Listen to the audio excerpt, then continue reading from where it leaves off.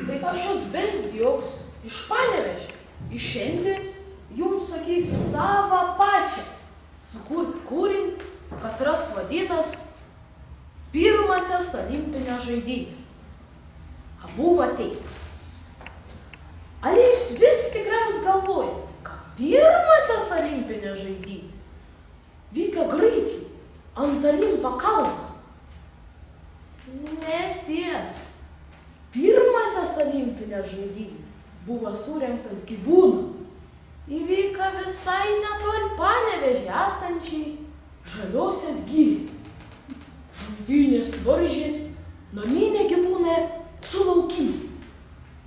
Naminių gyvūnų komandai buvo višta, triušis, kiaula, šuo ir arklis.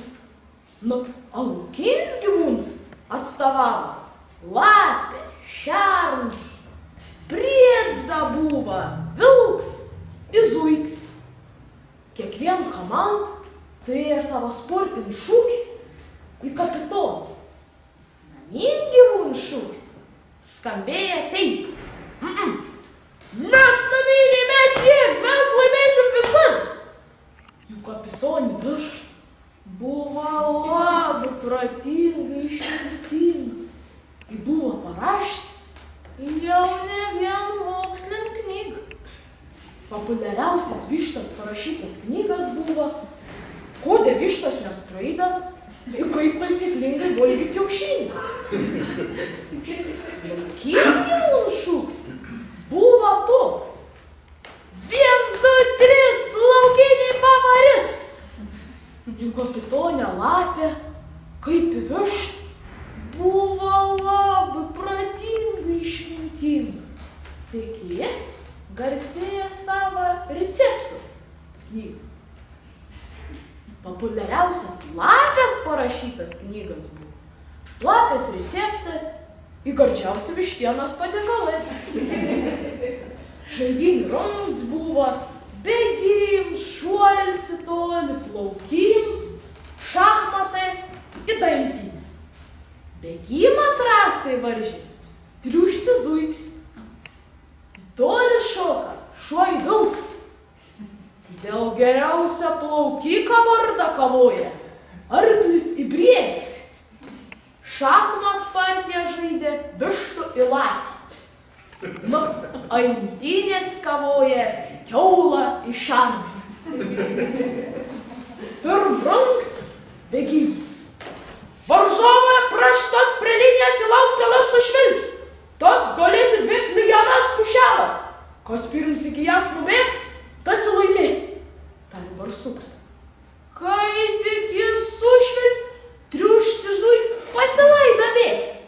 O kai jie baigė bėgti, paklausė kūrinį, kuris iš jų nugalėjo, tas atsakė, kad nepamatė. Antrungtis šuolis į tolį.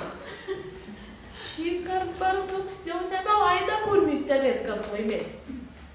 Pirms šoko vilks ir nušoko 5 metrus. Tada liuoktelėjo šuo ir nušoko truputį daugiau negu vilks.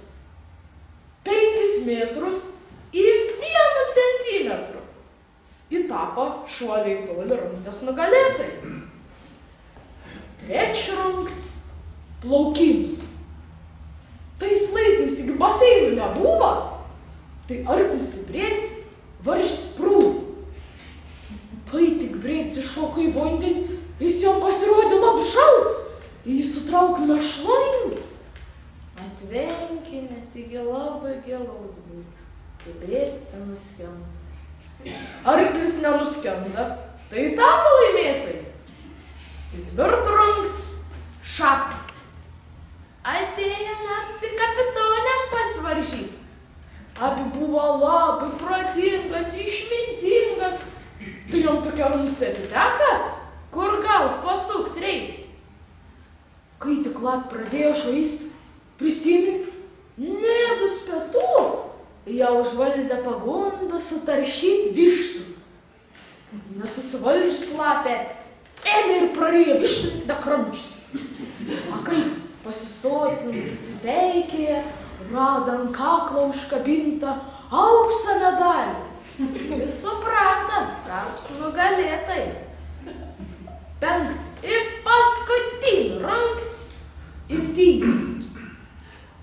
Kiaulai šernas buvo atvesti imtynių ringo ir pastatyti į priešingus kampus.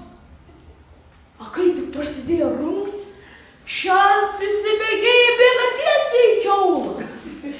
O kiaula taigi labsto ar buvo. Tai šernas kaip kamalys atšoka nuo jas pilną ir išmetė iš ringo. Kiaula labai apsidžiaugė, taps nugalėtai. Pirmųjų olimpinių žaidynių laimėtojais tapo naminių gyvūnų komanda. Jašti buvo. Sudriuž bei kiškį lenktyniavo. Į tolį su vilku bei šunim šoko. Šachmatai su lapė žaidžia. Su kiaulė bei šernu galinėjęs. Nu tik medalį jokia nebuvo. Nors verts buvo.